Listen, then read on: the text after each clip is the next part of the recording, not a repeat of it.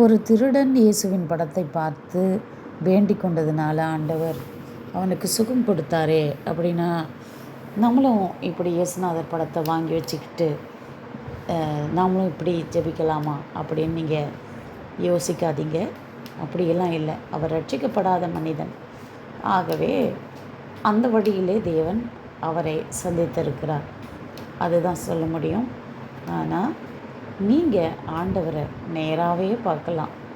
நீங்கள் உங்கள் அறக்கதவை போட்டிக்கிட்டு நீங்கள் அவரை நோக்கி ஜெபம் பண்ணும் பொழுது கட்டாயம் ஆண்டவர் உங்களிடத்துல உங்கள் சொப்பனத்திலேயோ அல்லது தரிசனத்திலேயோ உங்களுக்கு தோன்றுவார். உண்மையாக அவருடைய வார்த்தையின்படி நீங்கள் அவருக்கு பிரியமான பிள்ளைகளாக இருந்தால் நிச்சயமாக அவர் உங்கள் முன்பாக தோன்றுவார். ஆகவே படத்தை பார்த்து தான் ஜெபிக்க வேண்டும் என்பதல்ல. நமக்கு படம் அது வெறும் வரையப்பட்ட ஒரு ஓவியம்தான். ஆனால் உண்மையான ஆண்டவர் நமக்குள்ளே இருக்கிறார்.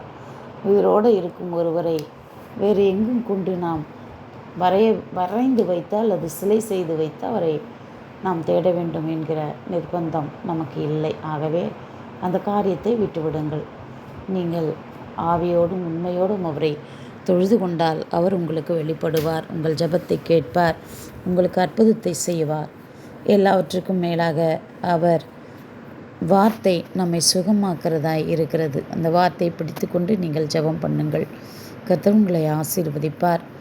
ஆகவே கற்பனையான காரியம்தான் இது. நாம் ஆசைக்காக இப்படித்தான் இயேசுநாதர் இருப்பார் என்கிற ஒரு கற்பனைக்காக நாம் அதை வேண்டுமானால் அந்த படங்களிலே காலண்டர்களிலே நாம் அதை காண்கிறோம், அதை வைத்துக்கொள்கிறோம். அதற்கு ஒரு பிரச்சனையும் இல்லை. ஆகவே உண்மையுள்ள தேவன் நீங்கள் கூப்பிடுங்கள் வருவார்.